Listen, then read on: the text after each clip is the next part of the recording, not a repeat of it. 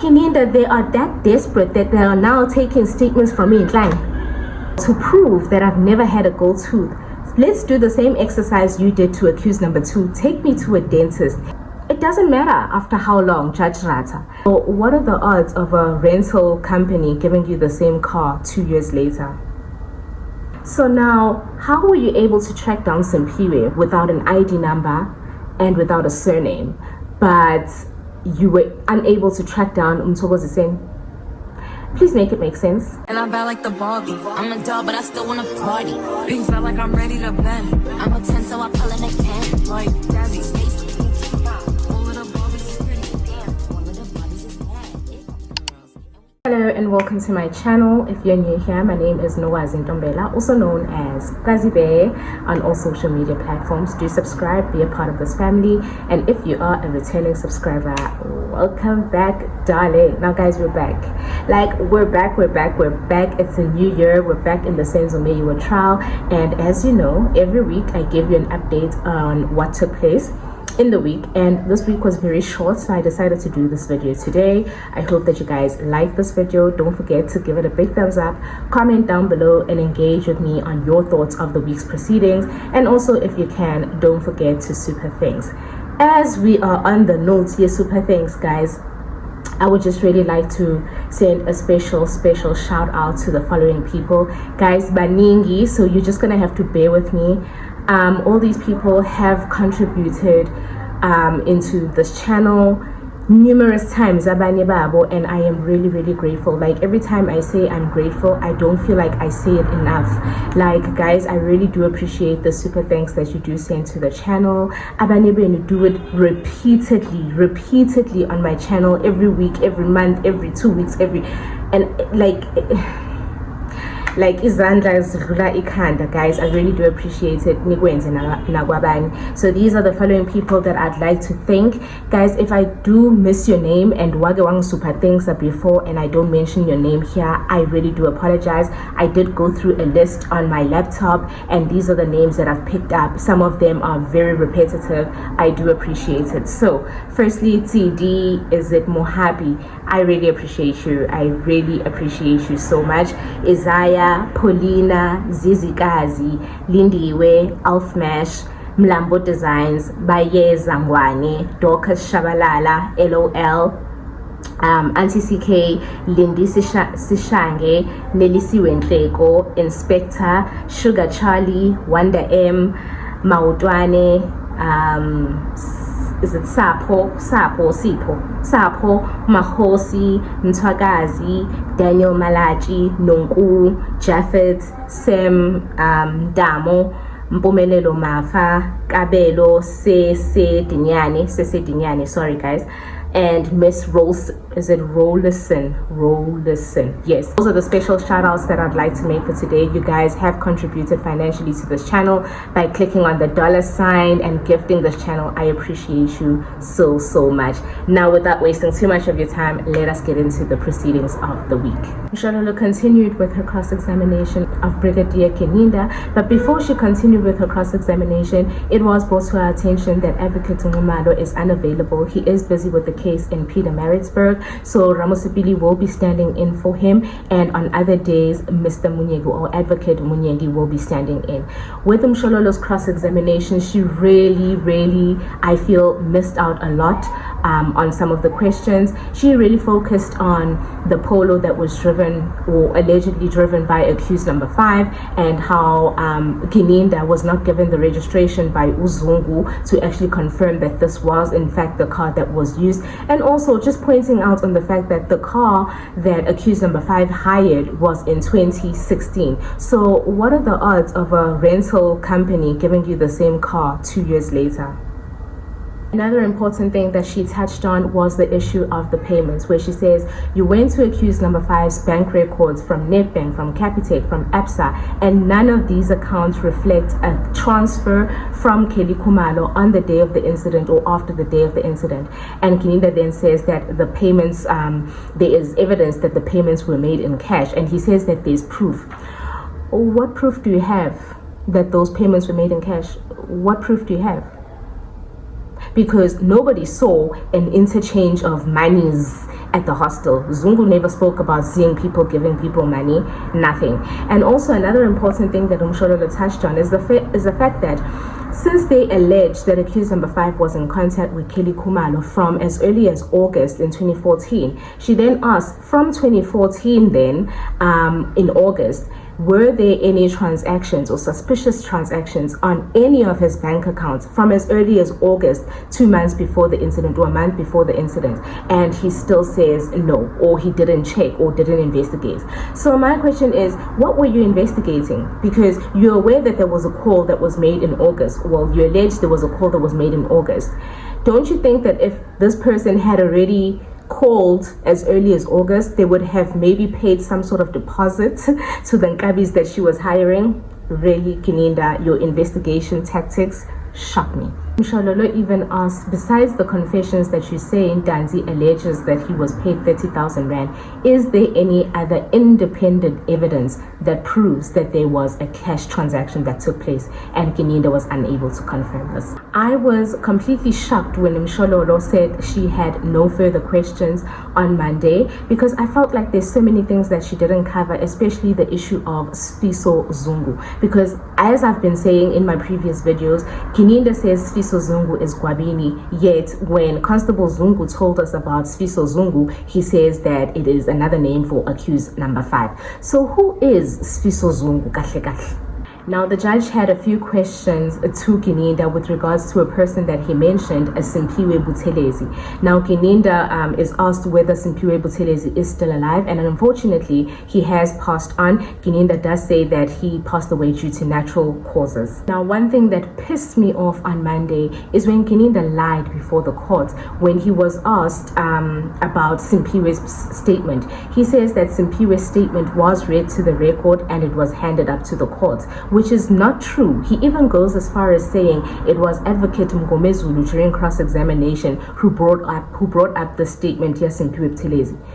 Advocate Mngomezulu where? Because Mngomezulu didn't cross-examine GININDA. He was going to cross-examine after Mshololo. I was so lost.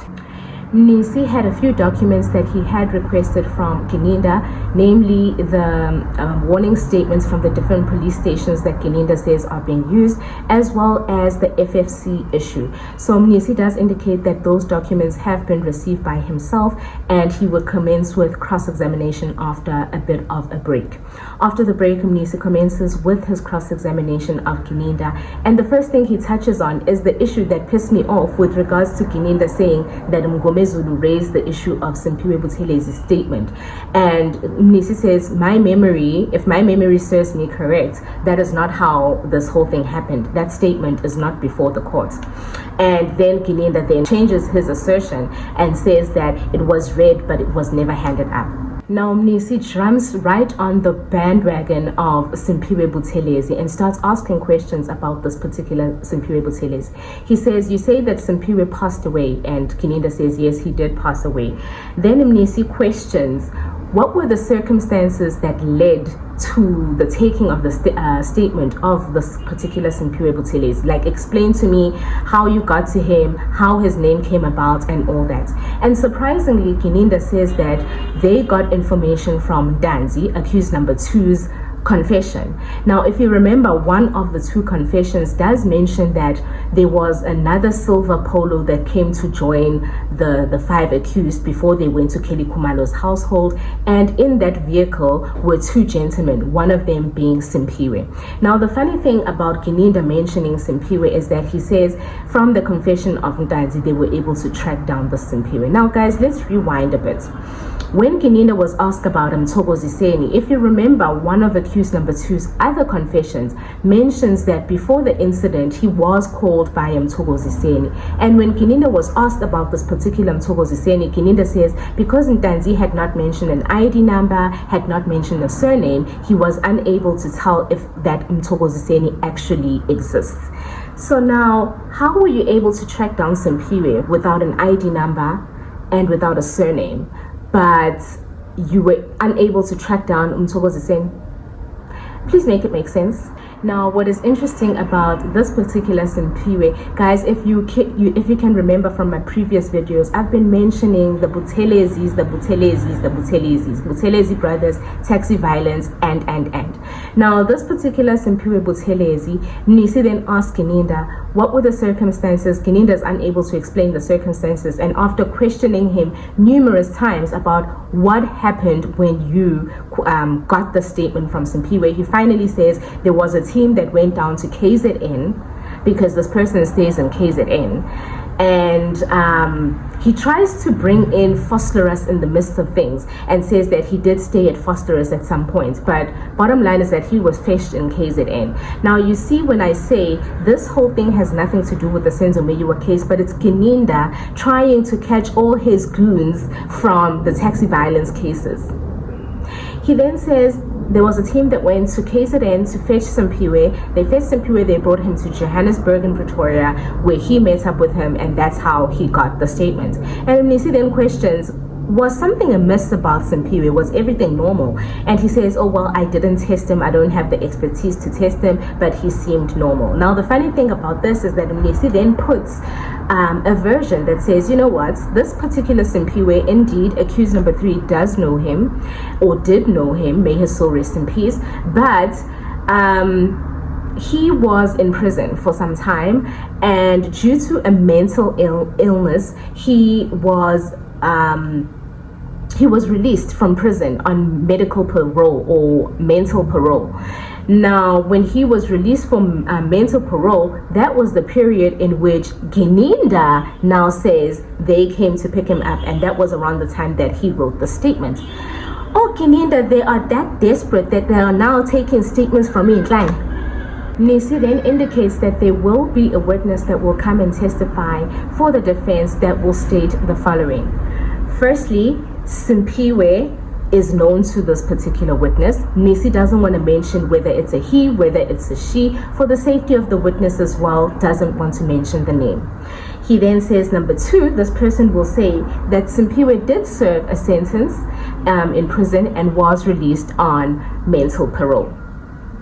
Number 3, he was sent home, obviously, to serve his the rest of his sentence at home, and that while serving the sentence, there was a group of police officers that came through that tried to collect him, and because they could see that he was not in the right mental mind, they still took him, but took a person that would assist this particular person. So they didn't just take Simpiwe, they took Simpiwe and this particular person when they brought him up to Pretoria. He then says this person will also say that GININDA or the police or a sledge fund or whatever the case might be also bought this particular Simpiwe a cell phone. And then lastly is that this person knew Simpiwe very, very well.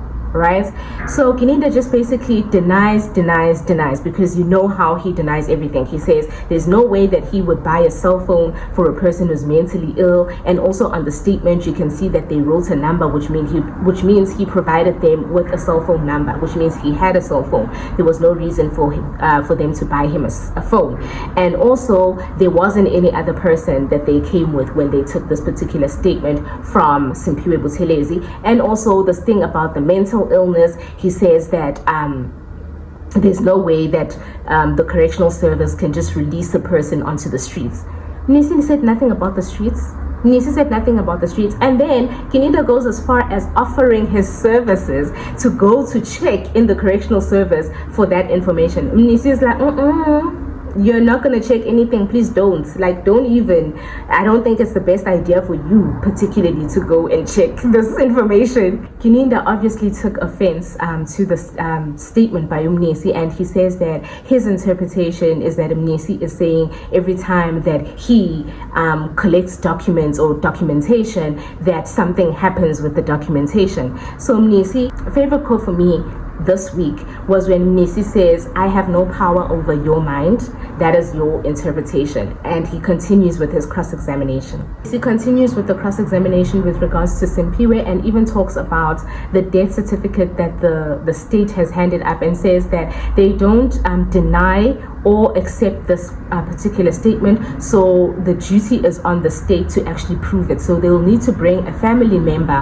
of Simpiwe to confirm that this particular death certificate does belong to him. Now we go back to the issue of Mncube's complexion, where Mnisi cross-examines about the complexion of Mncube, and the version that Mncube gives is that he has never been dark in complexion, and GININDA still maintains that in the photos, particularly the photos of the day of the incident, the photos do appear dark. Mncube's response to that is that yes, of course the photos appear dark because of the quality of the photos. Firstly, the phone that was used is of a poor quality, so the appearance of the photos will not be at their best. Now the highlight of the week for me is when Mncube then refers to a particular photo number 15 in Exhibit S, where GININDA had indicated that this is accused number 3 in that particular photo. Now Mncube then puts a version and says this particular person in this photo is actually his brother,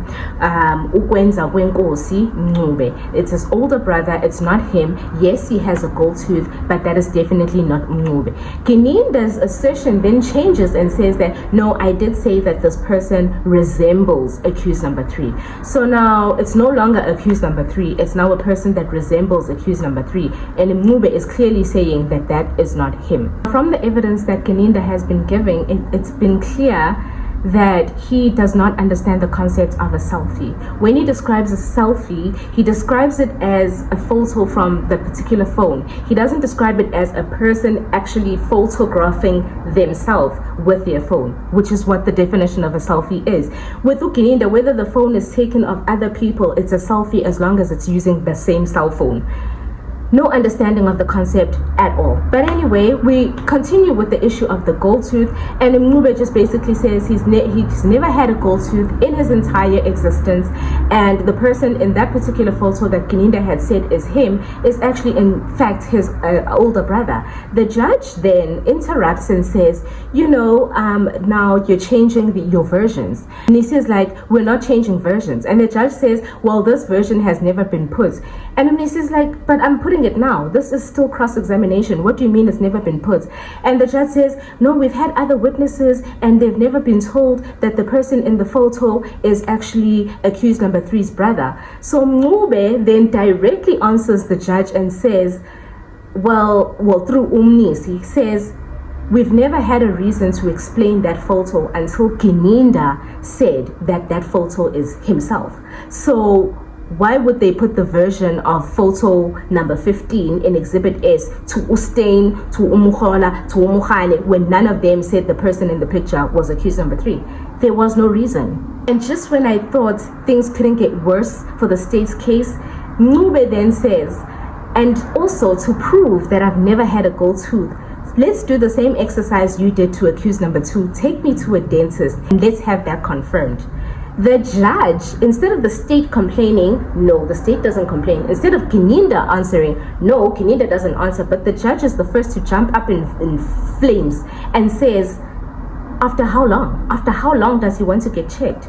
It doesn't matter after how long, Judge Rata. Because bottom line is, if you have any cosmetic work done on your teeth, the doctors will know. That's the same reason you took Untanzi, 2 bloody doctors Zifozonke, to check his tooth, and you found that he never had a gold tooth. He never ever in his life, no work was done on his teeth. Now that Mncube is saying, do the same exercise with me, you're up in flames. Judge Rata, take Mncube to a dentist. Let's prove that Mncube never had a gold tooth, and then this case is a wrap.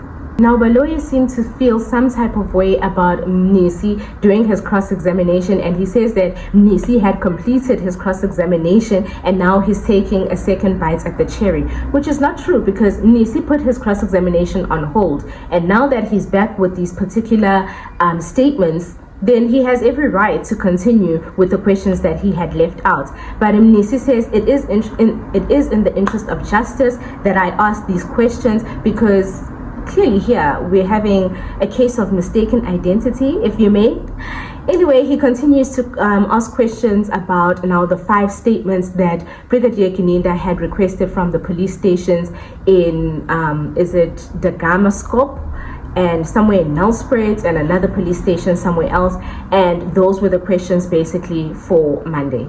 On Tuesday, the cross-examination of Brigadier GININDA does continue, and Mnisi, the first point that he touches on is still on the issue of the gold tooth, where he says, in 2020, when you arrested Ndanzi, you took him to a dentist to get his teeth checked. And how long after the incident was that? And Brigadier GININDA says, well, it was 6 years after the incident. And Mnisi says, well, I rest my case. If you were able to do a test 6 years after the incident and were able to prove that this person didn't have any artificial work done on his teeth, then we should still be able to do that with Umncube 10 years later. The judge then, yet again, he wants nothing to do with this gold tooth issue, clearly.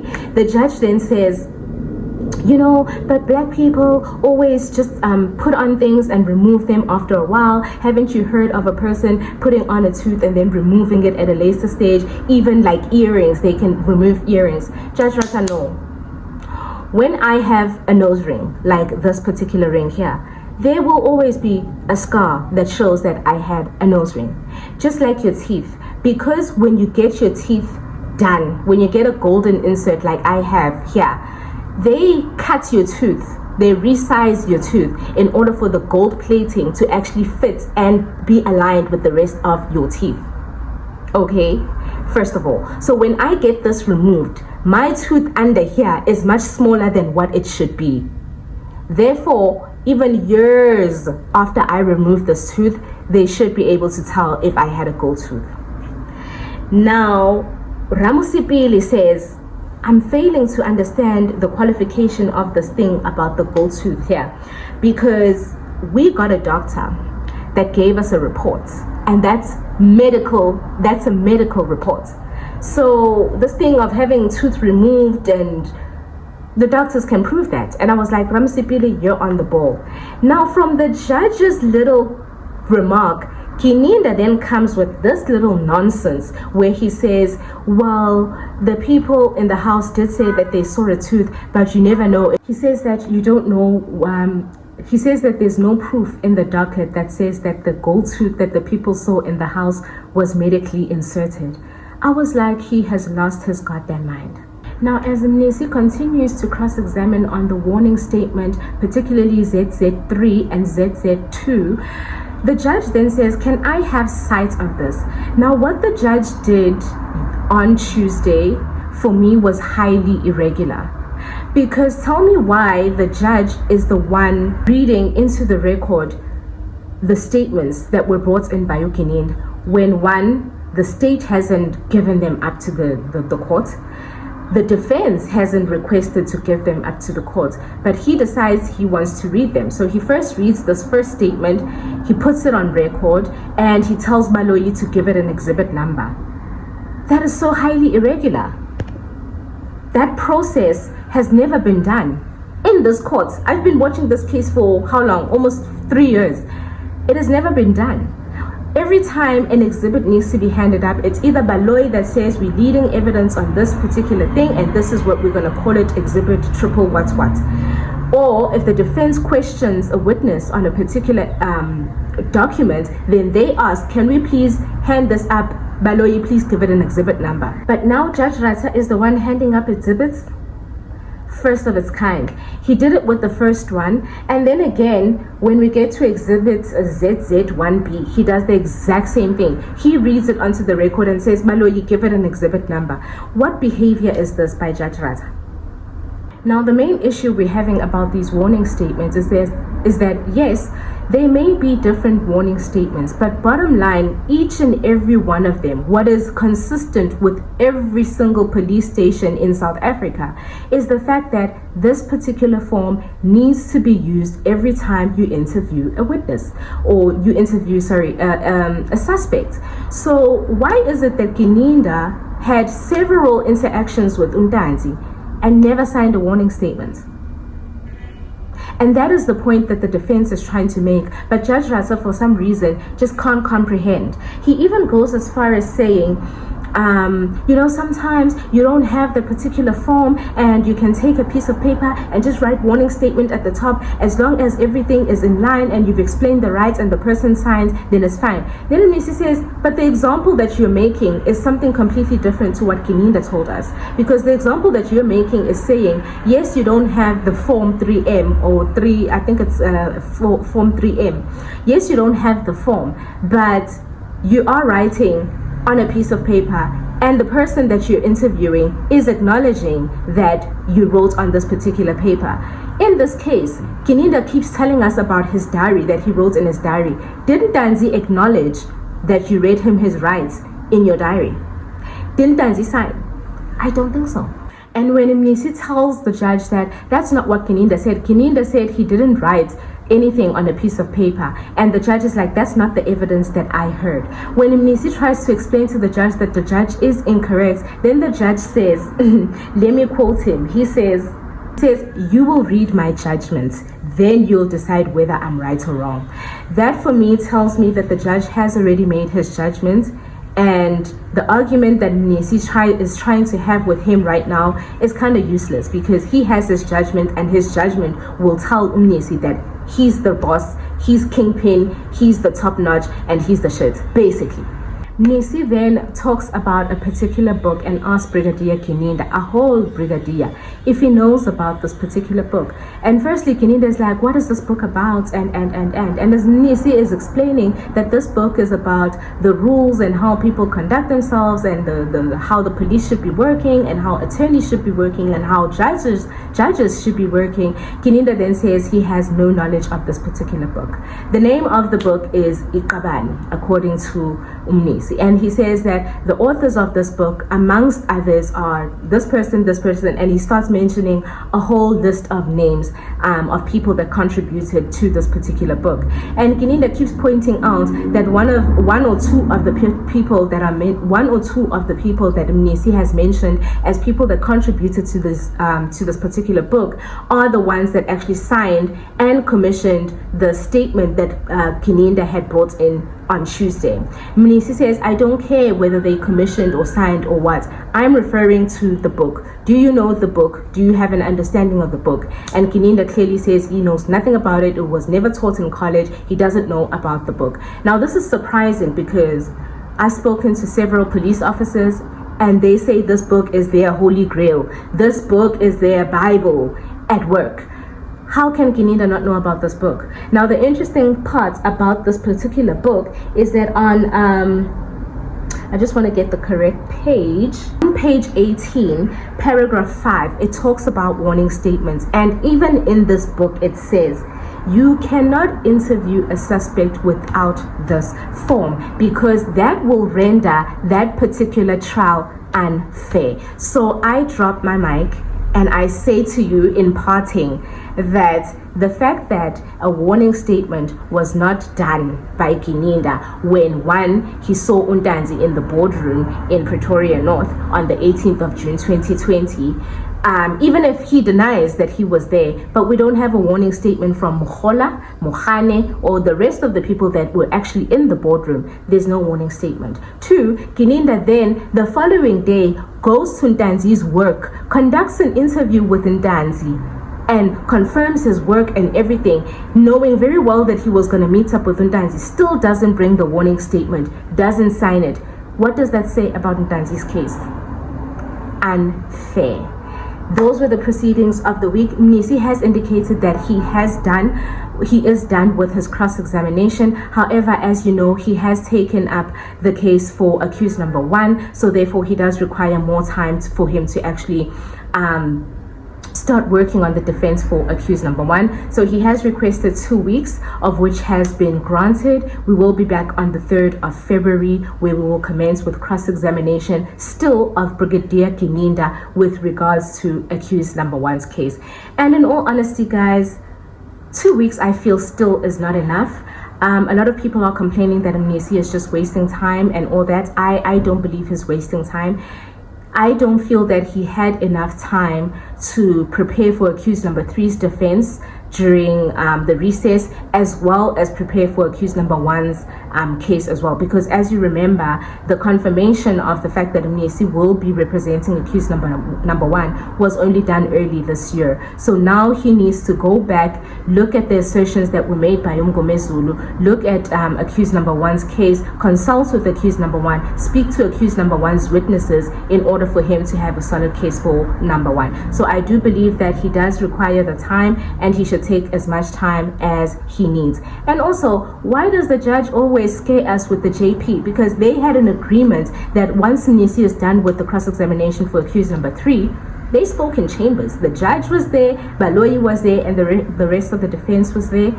And they had an agreement that after the cross-examination for accused number three, there would be an adjournment so that Mnisi can work on accused number one's case. But yesterday, when Mnisi brings this up, all of a sudden, the JP is here and he's not happy about the progress of this trial. Judge Rata, please. Anyway, guys, I hope you enjoyed this video. If you did, please give it a big thumbs up. Tell me your thoughts in the comment section, and I will see you in my next one. Bye.